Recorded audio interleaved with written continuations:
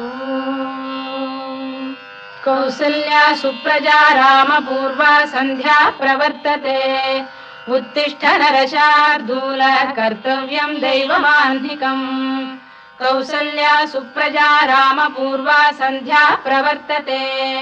उत्तिष्ठ नरशार्दूल कर्तव्यं दैवमान्धिकम् उत्तिष्ठोत्तिष्ठ गोविन्द उत्तिष्ठ गरुडध्वज उत्तिष्ठ कमलाकान्ता त्रैलोक्यं मङ्गलं कुरु उत्तिष्ठोत्तिष्ठ गोविन्द उत्तिष्ठ गरुडध्वज उत्तिष्ठ कमलाकान्ता त्रैलोक्यं मङ्गलं कुरु मातः समस्त जगतां मधुकैटभारे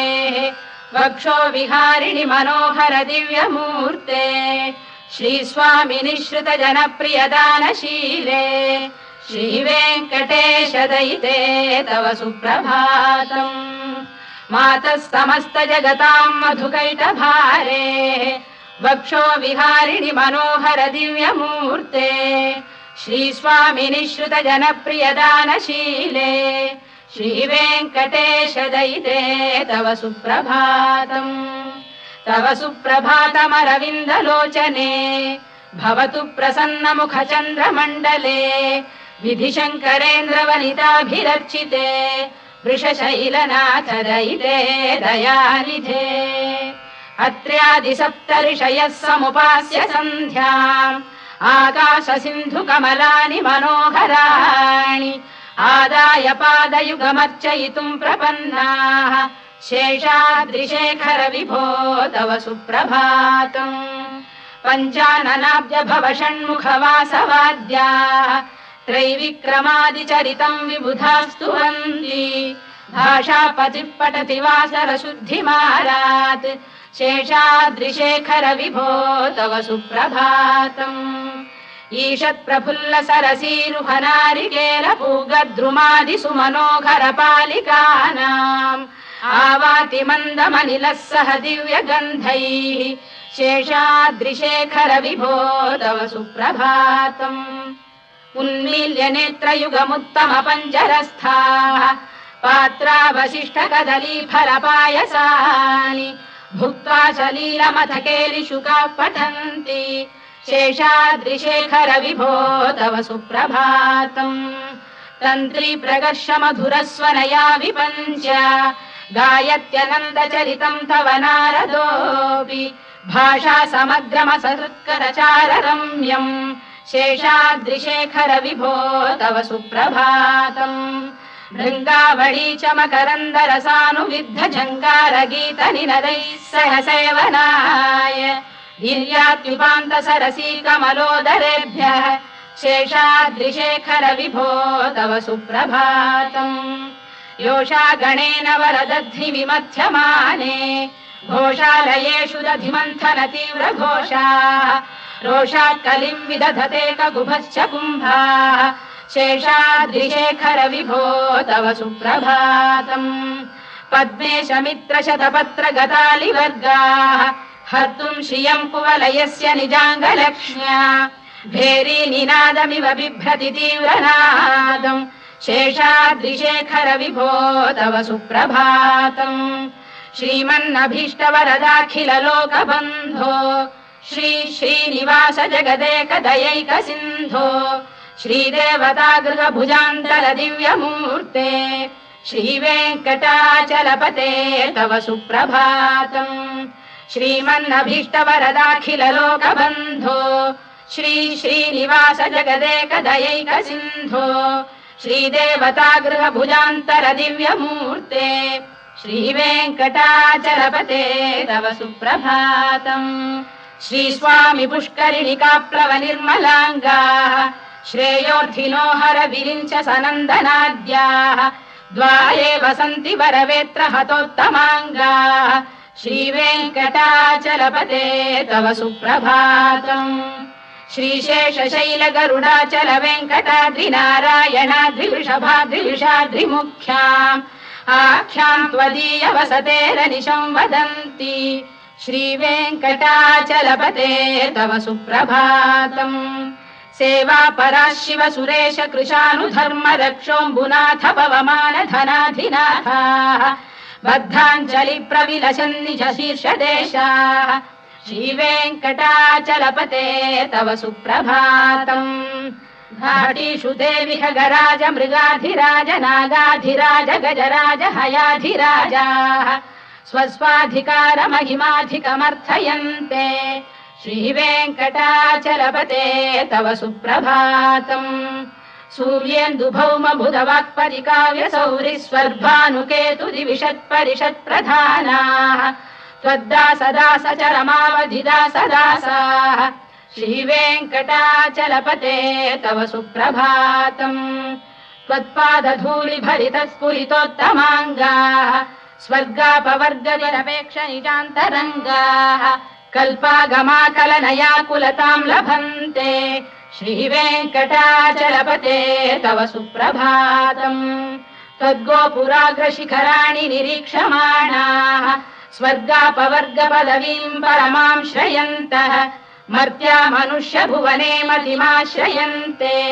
श्रीवेङ्कटाचलपते तव सुप्रभातम् श्रीभूमिनायक दयादिगुणामृताब्धे देवादिदेव जगदेक शरण्यमूर्ते श्रीमन्ननन्त गरुडादिभिरर्चिताङ्घ्रे श्रीवेङ्कटाचलपते तव सुप्रभातम् श्रीपद्मनाभ पुरुषोत्तम वासुदेव वैकुण्ठ माधव जनार्दन चक्रपाणे श्रीवत्स चिह्न शरणागत पारिजात श्रीवेङ्कटाचलपते तव सुप्रभातम् कन्दर्पदर्पहर सुन्दर दिव्यमूर्ते कान्ताकुजाम्बुरुह कुड्मललोल दृष्टे कल्याण निर्मल गुणाकर दिव्य कीर्ते श्रीवेङ्कटाचलपते तव सुप्रभातम् मीनाकृते कमठकोल नृसिंहवर्णिन् स्वामीन् परश्वत तपोधन रामचन्द्र शेषांश रामयदुनन्दन कल्किरूप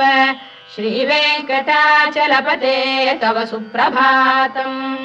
लेलालवङ्ग घनसार सुगन्धितीर्थम् दिव्यम् वियस्सरिति हेम घटेषु पूर्णम् धृत्वाद्य वैदिक शिखामणयः प्रहृष्टाः तिष्ठन्ति वेङ्कटपते तव सुप्रभातम् भास्वानुदेति विगचानि सरोरुहाणि सम्पूरयन्ति निनदैः कगुभो विहङ्गाः श्रीवैष्णवाः सततमर्थितमङ्गलास्ते धामाश्रयन्ति तव वेङ्कट सुप्रभातम् ब्रह्मादयः सुरवराः समहर्षयस्ते सन्तः सनन्दन मुखास्तव योगिवर्याः धामान्तिके तव हि मङ्गलवस्तु हस्ताः श्रीवेङ्कटाचलपते तव सुप्रभातम् लक्ष्मीनिवास निरवद्य गुणैक सिन्धो संसार सागर समुत्तरणैक सेतो वेदान्त वेद्य निज वैभव भक्त भोग्य श्रीवेङ्कटाचलपते तव सुप्रभातम् लक्ष्मीनिवास निरवद्य गुणैक सिन्धो संसार सागर समुत्तरणैक सेतो वेदान्त वेद्य निज वैभव भक्त भोग्य श्रीवेङ्कटाचलपते तव सुप्रभातम् इत्थम् वृषाचलपतेरिह सुप्रभातम् ये मानवाः प्रतिदिनम् पठितुम् प्रवृत्ताः तेषाम् प्रभात समये स्मृतिरङ्गभाजाम् प्रज्ञाम् परार्थ सुलभाम् परमाम् प्रसूते इत्थम् वृषाचलपतेरिह सुप्रभातम् ये मानवाः प्रतिदिनम् पठितुम् प्रवृत्ताः तेषाम् प्रभात समये स्मृतिरङ्गभाजाम् प्रज्ञाम् परार्थ सुलभाम् परमाम् प्रसूते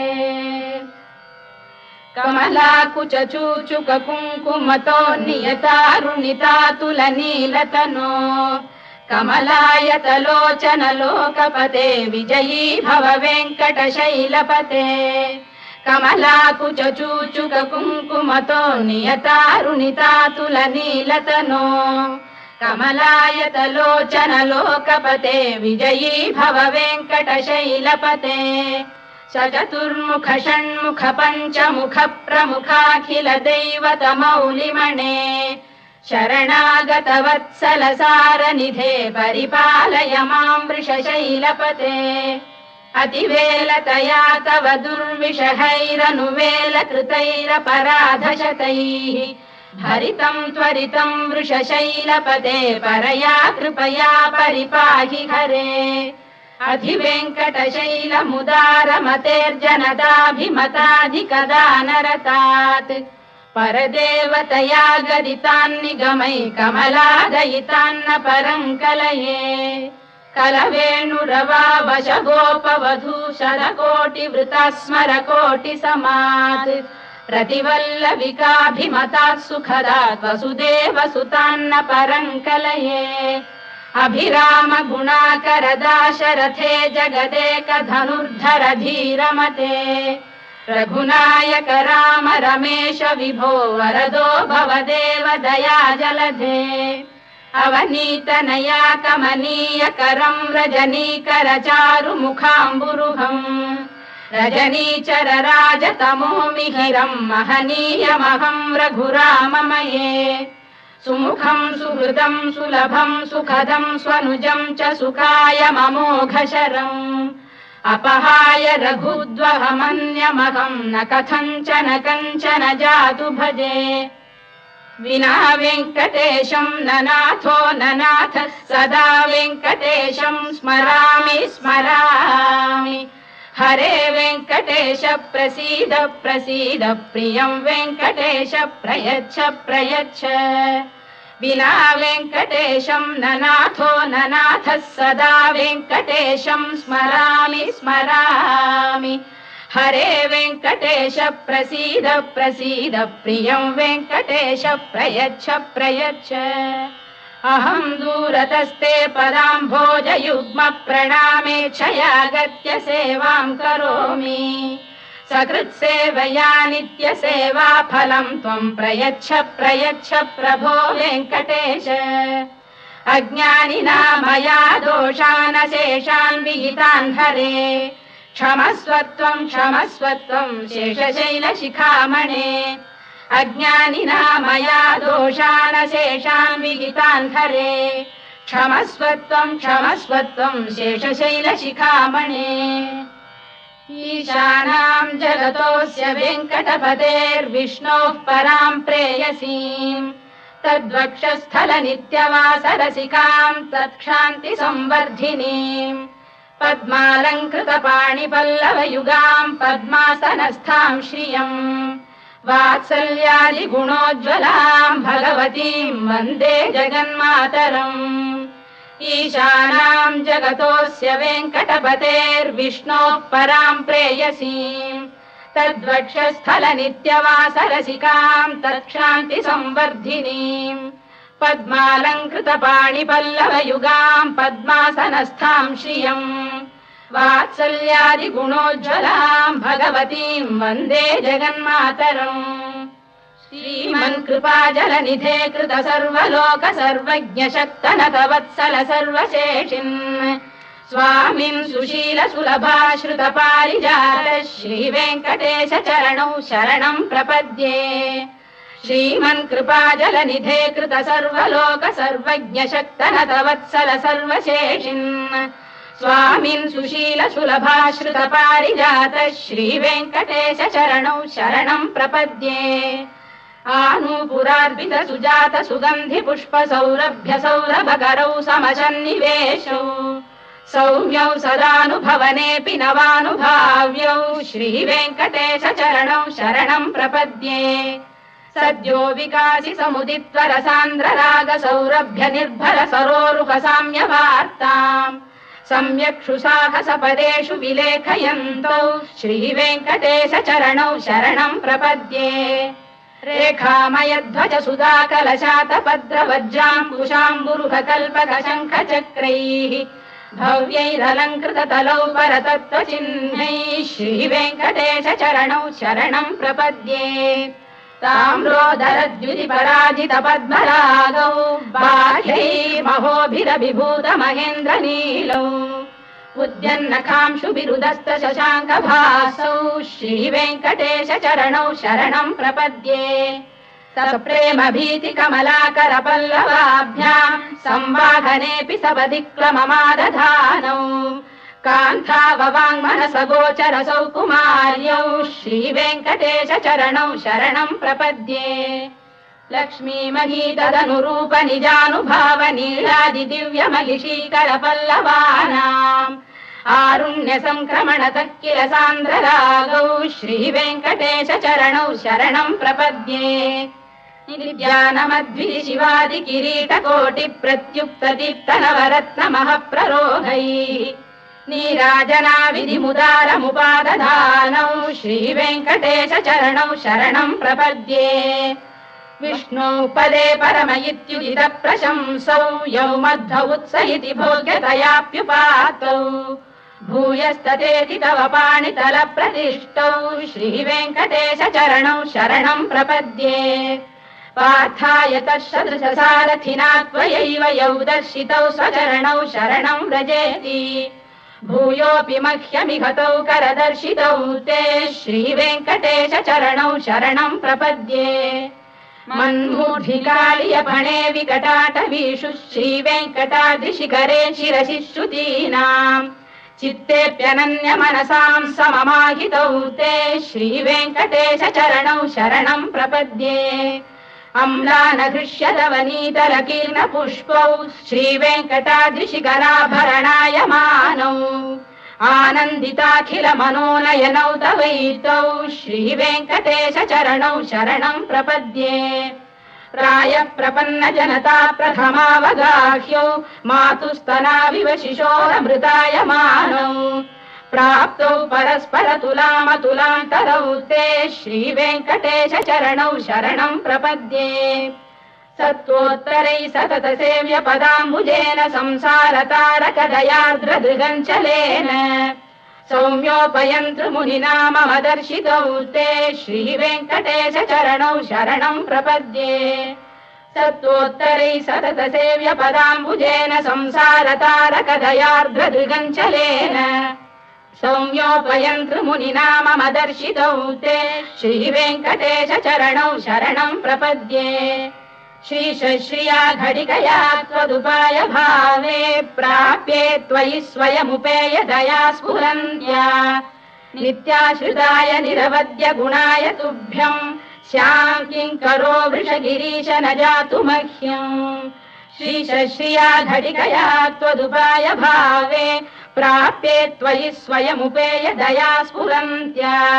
नित्याश्रिताय निरवद्य गुणाय तुभ्यम् श्यां किङ्करो वृषगिरीश न जातु मह्यम् श्रियकान्ताय कल्याणनिधये निधयेऽर्थिनाम् श्रीवेङ्कटनिवासाय श्रीनिवासाय मङ्गलम् श्रियकान्ताय कल्याणनिधये निधयेऽर्थिनाम् श्रीवेङ्कटनिवासाय श्रीनिवासाय मङ्गलम् लक्ष्मी सविभ्रमालोक सुभ्रू विभ्रम चक्षुषे चक्षुषे सर्वलोकानां वेङ्कटेशाय मङ्गलम् श्रीवेङ्कटाद्रिशृङ्गाग्रमङ्गलाभरणाङ्गये मङ्गलानां निवासाय श्रीनिवासाय मङ्गलम् सर्वावयव सौन्दर्य सम्पदा सर्वचेतसां सदा सम्मोहनायास्तु वेङ्कटेशाय मङ्गलम् नित्याय निरवध्याय सत्यानन्दचिदात्मने सर्वान्तरात्मने श्रीमद्वेङ्कटेशाय मङ्गलम् स्वतः सर्वविदे सर्वशक्तये सर्वशेषिणे सुलभाय सुशीलाय वेङ्कटेशाय मङ्गलम् परस्मै ब्रह्मणे पूर्णकामाय परमात्मने प्रयुञ्जे परतत्त्वाय वेङ्कटेशाय मङ्गलम् आकालतत्त्वमशान्तमात्मनामनुपश्यताम्